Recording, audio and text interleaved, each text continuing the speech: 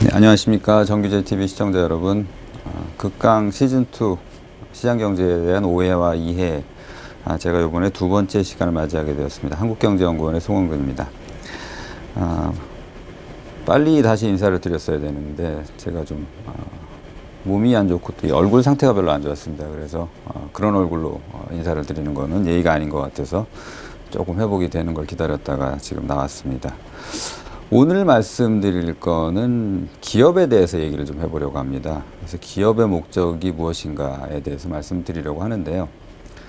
보통 이제 기업에 대해서 얘기를 할 때 기업의 목적은 주주가치 극대화냐 아니면은 이해 당사자들이 통제를 해야 되는 이해관계자론, 이 두 가지로 보통 대별이 됩니다.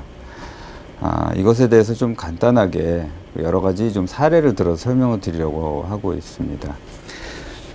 기업에 대해서 얘기를 할 때, 제가 지금 제가 얘기했던 장하준 교수 얘기를 들어보면 이제 마르크스 얘기가 나옵니다. 그래서 마르크스 얘기가 왜 나오냐면, 이제 마르크스는 여러분들 잘 아시겠지만은, 이 자본주의 경제, 시장 경제의 문제점을 뭐라고 했냐면 생산의 무정부성이라고 했습니다. 이제 마르크스가 목표로 했던 것은 사회주의 계획 정제이기 때문에 이 따로따로 뭐 생산들을 이렇게 해 나가는 생산의 무정부성으로 인해서 자본주의적 생산 양식의 불안정성을 강조를 했죠. 그런데 장하준 교수가 뭐라고 얘기를 하냐면은 대규모 자본 동원을 가능하게 한 유한 책임 회사의 등장과 함께 그 중요성을 가장 먼저 파악한 사람이 마르크스다. 이런 얘기를 하는데 제가 알기로는 이런 얘기 하는 분은 장하준 교수밖에는 없어요. 그리고 오히려 마르크스에 대해서는 이 기업의 형태가 자본주의가 발전하면서 점점 다른 형태로 발전해 갔다. 그러니까 기업이 처음에는 기업을 설립하고 거기에 대해서 설립한 사람들이 무한 책임을 지는 그런 상황에서 유한 책임 회사들이 나타났죠. 소위 말해서 주식회사도 그런 경우인데요. 그러니까 여러 사람들이 자본을 투자해서 기업을 설립하고 자기가 투자한 만큼 책임을 지는 유한 책임 회사가 나타남으로 인해 가지고 대규모 자본 동원이 가능해지고 자본 축적이 더 빨리 이루어질 수 있었다. 대규모 자본 축적이 이루어질 수 있었다. 이 부분에 대해서 이제 마르크스가 얘기를 했다고 하는데 오히려 마르크스는 그런 자본주의의 장점을 파악하지 못한 것이 아니냐 이런 생각을 했는데요. 그래서 마르크스는 유한 책임 회사의 등장을 사회주의 이행의 전환점으로 생각을 했다고 얘기하는 것이 장하준 교수의 해석입니다. 뭐 마르크스의 저작은 여러 가지가 있습니다. 자본론도 있고요. 그 다음에 이제 자본론을 좀 요약한 Value, Price and Profit이라는 책이 있는데 그런 비슷한 얘기가 나와 있기는 합니다만은 명확하게 마르크스가 관심을 갖고 있던 것은 어떻게 보면은 자본과 노동의 관계고 노동이 생산하는 잉여 가치를 자본이 어떤 방식으로 착취를 하느냐. 그럼에도 불구하고 자본에 의한 이윤율이 점점 하락하면서 자본주의 사회, 자본주의 경제의 모순이 나타나고 이것이 이제 사회주의를 향한 혁명의 어떤 전환점이 된다. 이런 얘기라고 생각을 하는데요. 이렇게 마르크스는 혁명적 이행의 필요성을 강조를 했습니다. 근데 장하준 교수는 이제 마르크스가 거기까지는 옳았는데 실질적으로는 사회주의 사회로 필연적으로 이행하지는 않았다. 마르크스의 그런 주장은 틀렸다는 것을 지적을 했고요. 그래서 이분이 얘기하고자 하는 것은 사회주의 계획경제로의 혁명적 이행 없이도 이해 당사자가, 그러니까 기업의 이해 당사자라고 한다면은 주주가 있고 이제 경영진이 있고 근로자가 있고 뭐 납품업체가 있고 멀리 따지면 지역사회 소비자까지도 이해 당사자가 될 수가 있겠죠. 이런 이해 당사자들이 경영에 대한 통제를 하고 이것을 제도화시킨다면은 주주가치 극대화, 이윤 극대화에 따른 경제의 불안정성 문제를 해소할 수 있다고 주장을 했습니다. 그러니까 마르크스와 같이 자본주의 경제 그리고 기업의 이윤 추구 내지는 주주가치 극대화로 인해서 생산이 무정부적으로 진행이 되고 경제가 불안정해지고 급격한 경기 변동을 겪는 산업 예비군이 나타나는 이러한 현상에 대해서 장하준 교수 같은 사람도 근본적으로는 긍정을 하면서 그것을 통제할 수 있는 방안이 있다. 사회주의 혁명의 이행 없이도 이렇게 얘기를 하고 있습니다. 그리고 문제가 되는 것은 이제 기업과 국민 경제 발전을 위해서는 어느 정도의 기업 지배구조 그리고 경영 방식의 사회화가 이루어져야 한다 이렇게 주장을 하고 있습니다. 그러니까 여러분들 잘 아시다시피 마르크스가 얘기했던 것은 생산의 사회화에 비해서 자본주의 경제는 생산수단이 사유화되어 있기 때문에 이 생산 양식의 모순으로 인해서 그 자본주의 경제의 문제점이 나타나고 그것이 이제 공황이라든가 이런 경기 변동이 극심하게 이루어지고 산업의 비군이 나타나면서 어떤 사회주의 혁명의 이행의 어떤 조건이 조성된다 이렇게 얘기를 하고 있는데요. 그래서 이것을 모순을 해소하기 위해서는 소유 자체가 사회적인 소유가 돼야 된다. 근데 지금 이해 당사자 통제, 기업에 대한 통제를 주장하는 분들은 기업의 지배구조나 경영방식에 있어서 사회적 소유를 지향한다는 점에서는 마르크스의 주장과 근접하다 이렇게 말씀을 드릴 수가 있습니다. 자, 근데 여기서 이제 저희가 이제 기업에 대해서 조금 살펴보고요. 그 다음에 마르크스가 얘기하는 생산의 사회화. 이것이 이제 사회적 소유를 지향하면은 어떻게 되느냐 하는 걸 좀 저희가 살펴볼 필요가 있겠습니다. 자, 그래서 이제 먼저 이 기업이 뭔가 한번 생각을 해보면은요. 기업이 왜 필요할까요? 기업이라는 것은 그냥 시장에서 거래를 하면은 되는 건데, 개인 간의 거래가 일어나면 되는 건데, 기업이 필요한 이유는, 기업이라는 조직이 필요한 이유는 여러 가지가 있겠죠. 그러니까 기업은 시장 거래를 일단 내부 거래로 전환을 할 수가 있습니다. 예를 들면 뭐 기업 내에서 부품 같은 것을 만들 수도 있고요. 아니면은 뭐 요새 뭐 아웃소싱이라는 말을 자주 쓰죠.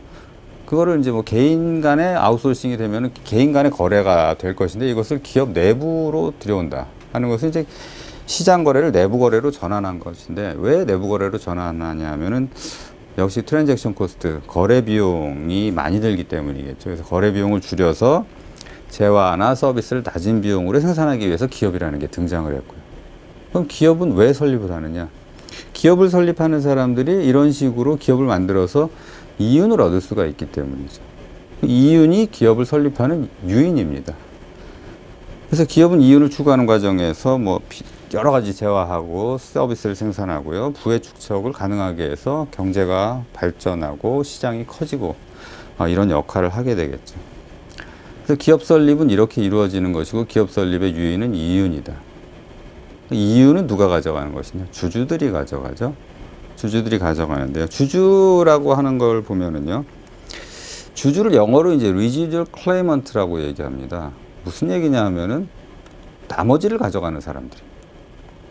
자, 기업이 생산을 해서 판매를 하고 수익을 얻게 됩니다. 그러면은 기업에 고용된 많은 사람들이 있고 기업이 물건을 산 사람들이 있죠.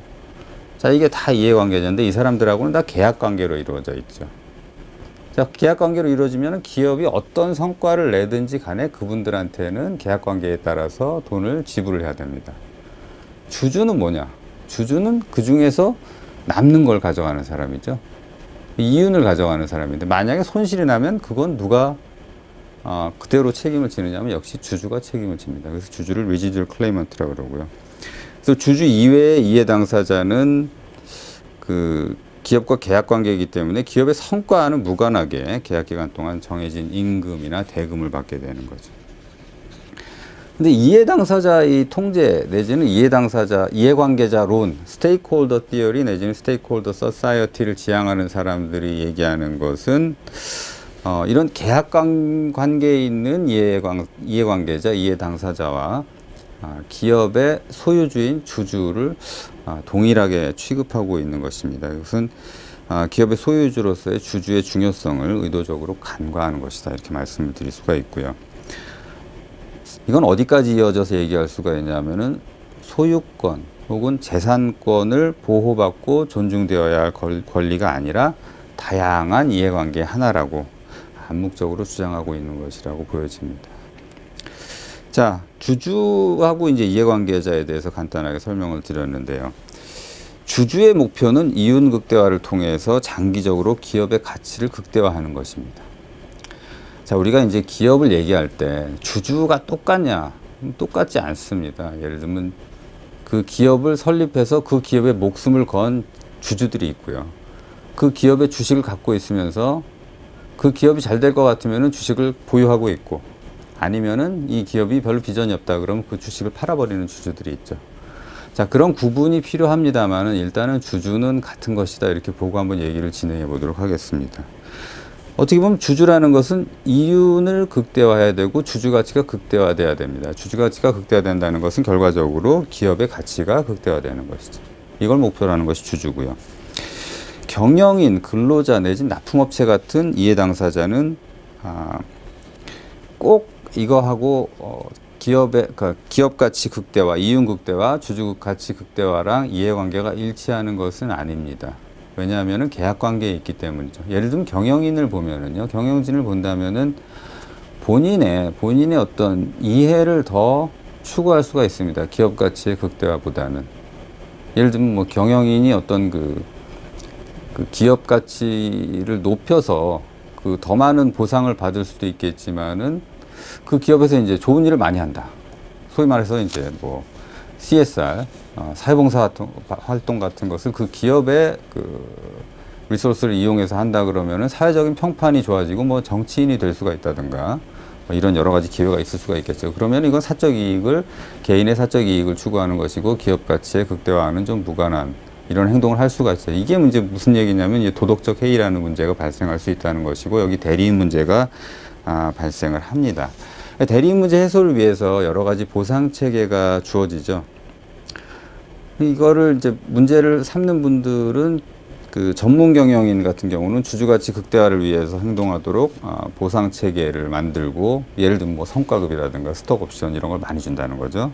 그래서 이것을 통해서 이제 주주의 통제를 받는데 이걸 이제 뭐 그 장하준 교수는 이제 비신성 동맹이라고 얘기를 했어요. 신성 동맹이라는 것하고 비신성 동맹의 차이는 이해관계가 다름에도 불구하고 동맹을 맺는, 얼라이언스를 맺는 거는 이제 비신성 동맹이다. 이렇게 얘기를 한 것 같죠. 그러니까 주주하고 전문 경영인이 자기들끼리 동맹을 맺고 나머지 이해 당사자를 착취해서 주주와 전문 경영인의 이익을 극대화한다. 뭐 이런 논리 같은데요.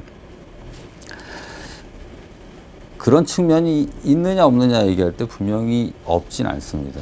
예를 들면 주주가치 극대화 원칙에 입각해서 의사결정이 이루어질 경우에는 거기에 대해서 전문 경영인이 큰 역할을 하기 때문에 기업의 이윤을 극대화하고 주주가치를 극대화하는데 큰 역할을 하기 때문에 이 사람한테 많은 보상을 주도록 보상체계가 성립될 수가 있고요. 이렇게 하다 보면은 나머지 이해 당사자들에게 어떤 네거티브 익스터널리티, 그러니까 부의 외부 효과로 작용할 수도 있습니다.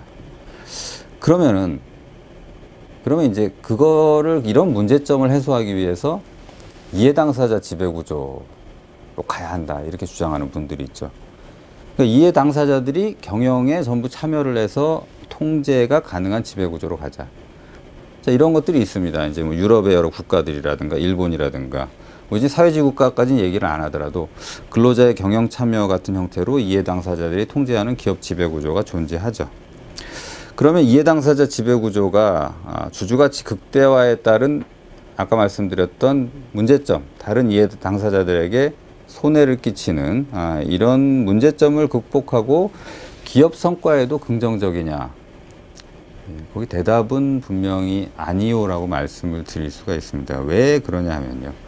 이해 당사자 지배구조 자체는 기업의 효율성을 담보할 수가 없습니다. 간단한 예를 말씀드리면은 그 이해 당사자 지배 구조에도 경영진과 다른 이해 당사자 간의 대리인 문제가 발생을 합니다. 그러면 경영진에게 유인 체계를 제시해야 되죠. 보상 체계를 제시해야 돼요. 뭐 스톡 옵션이든 성과급이든. 근데 이 사람이 경영진이 뭘 잘했을 때 그럼 이해 당사자의 그 후생이나 아니면 가치를 극대화하느냐? 이게 분명히 이윤이 아니거든요. 이윤도 아니고 주주가치 극대화도 아니고 기업가치 극대화도 아니라는 얘기죠. 예를 들면은 그 근로자들한테는 더 많은 베니핏을 줄 수가 있고요. 아니면은 뭐 납품업체들에게는 뭐 더 많은 대금을 뭐 보장해 줄 수도 있고. 이런 하나의 어떤 그 경영진의 유인 체계를 제시해야 되는데 모두를 만족시킬 수 있는 그런 객관적인 지표가 없습니다. 그래서 이런 유인 체계를 경영진에게 제공할 수가 없어요. 그리고 경영진은 다양한 이해 당사자의 이해를 대변해야 합니다. 그러니까 경영진의 어떤 행동도 특정 이해 당사자의 이익을 위한 것으로 합리화될 수가 있습니다. 예를 들면 뭐 일자리 보호라든가 납품기업 보호의 명목으로 기업의 장기적인 수익성을 악화시키는 그런 비효율적인 의사결정이 일어날 수가 있고요. 그 다음에 다양한 이해 당사자들이 관계가 되어 있기 때문에 기업이 신속한 의사결정을 못합니다. 기업같이 신속한 의사결정이 필요한 조직은 없죠. 세상이 엄청나게 빠르게 변화하고 있고 경쟁을 하고 있는 상황에서 어떤 분야에 투자를 할 것인가, 그리고 얼만큼 투자를 할 것인가, 그리고 어떤 분야에 진출할 것인가는 신속하게 의사결정이 이루어져야 하는데, 이해 당사자가 모두 관여하는, 경영에 관여하는 이런 상황 하에서는 의사결정이 신속하게 이루어질 수가 없고요. 적절한 위험 부담도 이루어지지 않기 때문에 기업의 효율성, 특히 장기적인 수익성에는 부정적인 영향을 미치게 됩니다. 근데 이제 다시 돌아가서, 그러면 이게 왜 자꾸 이해 당사자 통제가 가능한 지배구조를 만들자고 하느냐, 이런 얘기 볼 때 역시 이 기업이, 주주들이 주주가치 극대화 내지는 이윤 극대화에만 매몰되게 되면은 다른 여러 그 이해 당사자들이 손해를 보게 된다. 근데 기업이 아무리 이윤을 극대화하려고 하고 주주가치를 극대화하려고 해도 그것을 마지막에 결정하는 사람들은 혹시 소비자들입니다. 소비자들에게 인정을 받지 못할 경우에는 뭐 그 안에서 주주랑 경영진이랑 근로자랑 아무리 싸워봤자 소용이 없다는 거죠. 실질적으로는 소비자가 결정하는 것이고, 소비자의 결정에 따라서 이 기업이 인정을 받는 것이기 때문에, 이 기업이 이윤을 극대화하려고 노력하는 것은, 이윤을 추구하는 것은 결과적으로 소비자의 선호에 가장 잘 맞추는 그런 기업이 되기 위해서 노력을 한다는 얘기죠. 자, 그랬을 때 다시 한번 돌아가면은요, 마르크스 얘기로 돌아가면은 아까 생산의 사회화라고 얘기를 했습니다. 생산의 사회화라는 것은 이 재산권이 보장되는 시장 경제에서 개인과 기업이 이윤 손실 기준에 따라서 자발적으로 분업화하는 겁니다. 어떤 계획에 의한 것이 아니고요. 자발적으로 분업화해서 생산의 전문화가, 특화가 일어나게 되면은 사회적 분업이 커다랗게 이루어지는 현상이죠. 이게 생산의 사회화라 그러는데, 이것은 재산권의 보호, 그다음에 사유재산 제도의 보장을 전제로 하죠. 만약에 이제 이것이 사회적 소유, 그러니까 기업의 그 지배구조 자체도 이해 당사자 지배구조로 가게 된다면은 사회적 통제를 강화하는 거죠. 그러다 보면은 이 주주의 재산권이라든가 소유권은 상당히 소홀하게 되고 보호가 되지 않는 이런 상태로 가기 때문에 사유재산 제도가 어떻게 보면 훼손된다, 이렇게 말씀드릴 수가 있고요. 그러다 보면은 시장에서의 거래를 활성화시키기 위한 분업, 특화, 이런 것들이 점점 유인이 사라지고 생산의 전문화, 대형화 이런 것도 유인이 사라지게 됩니다. 그래서 생산의 사회화와 더불어서 기업 지배구조나 경영 방식이 사회화되어야 할 이유는 전혀 없다, 이렇게 말씀을 드릴 수가 있고요. 제가 마지막으로 이제 구체적인 사례를 한번 들어보면은요, GM의 예를 들 수가 있습니다. 그러니까 GM에 좋은 것이 미국에도 좋다, 이런 얘기를 이제 예전에 GM의 그 CEO가 얘기를 한 적이 있었습니다. 근데 이 GM이라는 회사가 그 글로벌 금융위기 때는 거의 파산 직전까지 갔었죠. 뭐 실질적인 파산이었다고도 볼 수가 있고요. 실질적인 파산까지 갔다가 최근에 이제 다시 살아나고 난 부분도 있습니다만은 그때 뭐 정부의 구제금융도 받았고 아무튼 파산까지 갔었습니다. 그럼에도 불구하고 여기 그 파산의 이유에 대해서, GM이 몰락한 이유에 대해서 여러 가지 얘기들이 나오는데, GM에 대해서 기업에 대한 규제가 적었기 때문에 몰락하게 되었다, 이런 얘기들을 하죠. 뭐 대표적으로 장하준 교수 같은 사람이 그런 얘기를 했는데, GM의 예를 한번 보면은요, GM은 이해 당사자의 경영 통제가 기업의 몰락을 초래할 수도 있다는 것을 보여준 대표적인 사례입니다. 그러니까 기업 지배 구조에 대해서 주주가치 극대화가 아니라 이해 당사자가 통제하는 이해 당사자 지배 구조를 얘기하는 분들이 칭송에 맞지 않던 기업이 제네럴 모터스, GM이었죠. 근데 이 GM의 경우를 보면은요, 1990년대에 엄청나게 빈번하게 파업이 일어나겠습니다. 그래서 이런 파업을 수습하기 위해서 임금을 인상을 했고요. 그다음에 연금을 확충을 했죠. 그 미국의 이제 자동차 노조 같은 경우는 전미자동차 노조라 그래가지고 이런 그 산별 노조입니다. 이 산별 노조의 요구를 계속해서 수용을 했습니다. 그래서 기존 근로자뿐만이 아니라 퇴직 근로자에 대한 연금하고 의료비 지원도 하게 됐고요. 만약에 이 퇴직 근로자가 사망을 한다, 그러면 이런 혜택이 그 미망인에게 넘어갑니다. 그래서 이걸 유증비용이라고 얘기를 했었는데요. 이게 급격하게 증가를 했습니다. 얼마나 증가를 했냐면은 마지막에 이제 GM이 2000년대 후반 글로벌 금융위기 직전까지 가면은 예를 들면 중형차가 한 2만 불 좀 넘게 한다 그러면은 유증비용에 따른 그 코스트가 차 한 대당 한 2,000불 이렇게까지 됐었다고 합니다. 이렇게 되면 뭐 이 GM의 자동차가 시장에서 가격 경쟁력을 가질 수가 없겠죠. 문제는 뭐였냐면은 1990년에 노사 합의가 있었습니다. 노사 합의로 인해 가지고 일단 해고가 굉장히 어렵게 됐어요. 해고가 어렵게 됐고, 해고보다 더 문제점은 뭐냐면은 공장 이전이나 폐쇄 이런 경영 사안에 대해서 노조가 참여하도록 했습니다. 더 문제는 공장 이전이나 폐쇄뿐만이 아니라 공장 안에 라인을 변경하는 것 자체도 노조의 허락 없이는 이루어지기 어렵게 됐죠.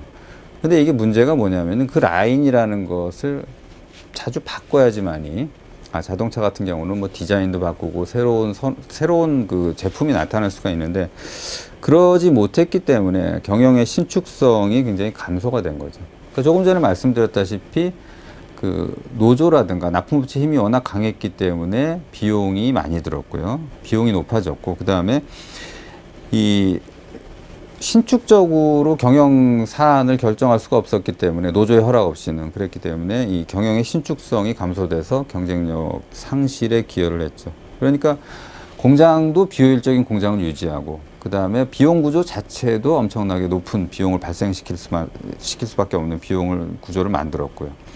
그렇기 때문에 이제 90년대 이후에 유럽이나 일본, 특히 한국 같은 경쟁업체에 비해서 소비자 선호의 변화에 신축적으로 대응하지 못했습니다. 그래서 경쟁력을 상실하게 됐고, 그래서 결과적으로는 GM이 세계에서 가장 큰 자동차 회사였던 GM이 글로벌 금융위기 때는 거의 몰락 직전까지 갔었다. 이렇게 말씀드릴 수가 있습니다. 그러니까 GM의 사례는 이해 당사자, 특히 노조의 막강한 영향력에 따른 고비용 구조 심화, 그리고 경직적인 경영의 결과가 경쟁력을 상실한 대표적인 사례다. 이런 말씀을 드릴 수가 있습니다. 그래서 제가 이제 기업에 대해서는 주주가치 극대화와 관련해서는 조금 더 세분화해서 드릴 말씀이 있겠습니다만, 오늘은 주주가치 극대화 그리고 이해 당사자가 통제하는 지배구조, 이런 지배구조의 차이점이 어떤 결과를 낳게 되고, 결과적으로 기업이라는 것은 이윤을 내야 하는데 이윤을 낸다는 것은 주주가치 극대화를 하기 위한 것이고요. 그것을 통해서 기업의 목적이 거기에 있다. 그렇지 않으면은 기업이 생존하기도 힘들고, 그 다음에 경제에도 부정적인 영향을 미친다. 이렇게 결론을 내릴 수가 있겠습니다. 오늘 말씀은 여기서 마치겠습니다. 감사합니다.